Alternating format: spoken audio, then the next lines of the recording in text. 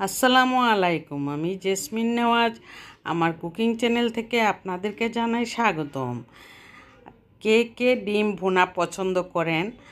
আর আমার বাসায় তো আমি আর আমার হাজব্যান্ড দুইজনই আমরা ডিম ভুনা খুবই পছন্দ। আমার বাচ্চারা কিন্তু ডিম ভুনা খায় না, ওরা পছন্দ করে না। সেজন্য আমার হাজব্যান্ড আর আমি দুইজনই খাওয়ার জন্য আমি এই কয়টা ডিম ভুনা করেছি। আর এই ডিম ভুনাটা আপনাদের কাছে কেমন লাগলো কমেন্টে জানাবেন।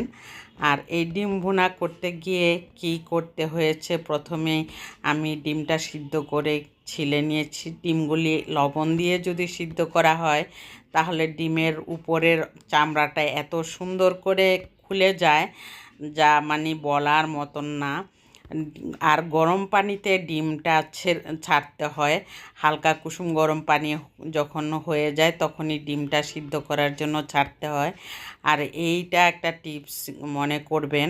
আর গরম পানিতে ডিমটা ছাড়লে লবণ দিলে তাহলে কিন্তু ডিমের উপরের অংশটা চামড়াটা খুবই সহজভাবে খোলা যায় এবং ডিমের মধ্যে কোনো স্কেচ কোনো ডিম খুলে আসে না। এইভাবে আমি ডিমটা সিদ্ধ করে তারপরে আমি সুন্দর করে হলুদ দিয়ে আর লবণ দিয়ে ভেজে নিয়েছি। ভেজে নিয়ে এখানে কড়াইয়ের মধ্যে পর্যাপ্ত পরিমাণে কিন্তু আমি পেঁয়াজ দিয়েছি। পেঁয়াজটা ডিম ভুনার মধ্যে অনেক মজা হয়। আর এই ডিম ভুনাটার মধ্যে বেশি মশলা দেওয়া হয় না, কারণ ডিমটা ভুনাটা আমি একদম শুকিয়ে ফেলেছি। কারণ ডিম ভুনা বলতে ঝোল রাখলে কিন্তু ভুনা বলা যাবে না। আর ডিম ভুনার মধ্যে শুধু সব ধরনের মশলাই দেওয়া যায়, কিন্তু আমি সব ধরনের মশলা দেই না।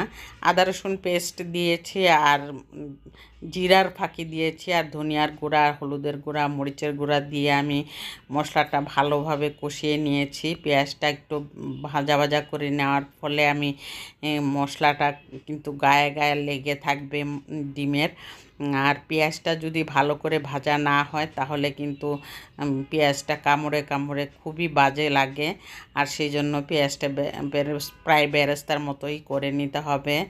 আর সেই জন্য ডিম ভুনাটার মশলাটা কষিয়ে ডিমটা ছেড়ে বেশিক্ষণ আমি চুলায় রাখি না। আর সেই জন্যই আমি এখানে ডিমের ভুনাটা পানি ছাড়া রান্না করেছি। মশলার মধ্যে যতটুকু পানি দিয়েছিলাম ওই পানিতে মশলাটা কষিয়ে নিয়েছি। এভাবেই আমি ডিম ভুনাটা করে নিয়েছি।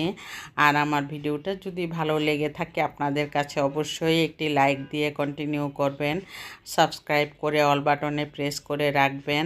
আর যারা অলরেডি করেছেন তাদেরকে অসংখ্য অসংখ্য ধন্যবাদ। আর সেই জন্যই আমি আজকে ডিম ভুনাটা আপনাদের সামনে তুলে ধরলাম। বেশি বড় ভিডিও না, স্কিপ না করে পুরো ভিডিওটা ফুল ওয়াচ করে দিবেন। আর ডিম ভুনাটা দিয়ে খিচুড়ি, ভাত, পোলাও সব কিছু কিন্তু অনেক মজার হয়।